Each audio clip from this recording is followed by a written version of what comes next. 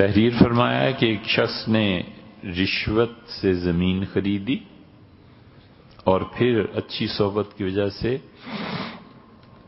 سارے حرام کام چھوڑ دیے، اور دوسری جگہ اپنا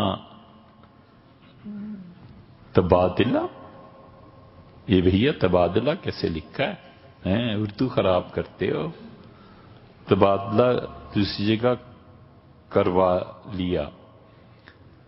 اب اس نے قرض لے کے اس پلاٹ پر ایک گھر بنایا، تو گھر میں رہ سکتا ہے یا نہیں؟ اور پلاٹ کی رقم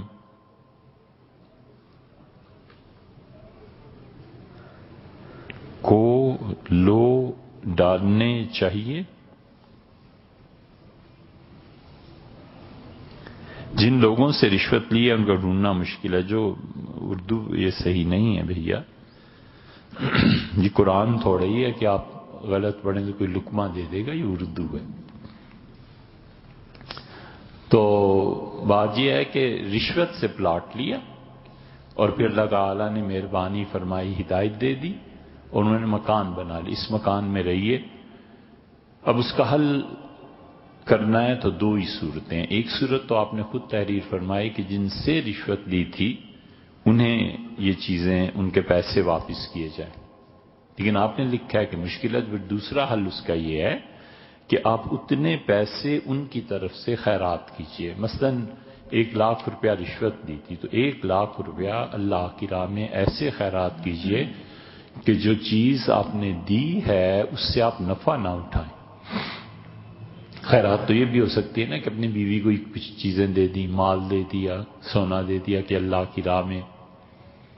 خیرات ایسی نہ ہو، خیرات ایسی ہو جس سے آپ کو نفع نہ پہنچے. مثلا ریلوے کے ٹکٹ خرید لیے، پھاڑ کے پھینک دی. گورنمنٹ کی اگر کوئی چیز ہے تو ادھر چلی گئی.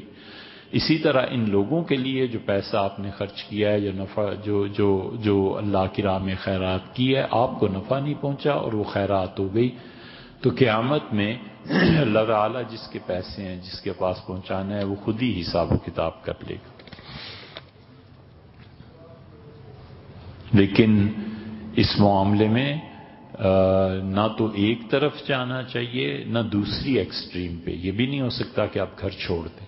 یہ غلطی نہ کیجیے گا کہ کبھی نیکی اور تقوی کا ایسا غلبہ ہو جائے کہ ہم اس گھر میں ہی نہیں رہتے. غلط بات.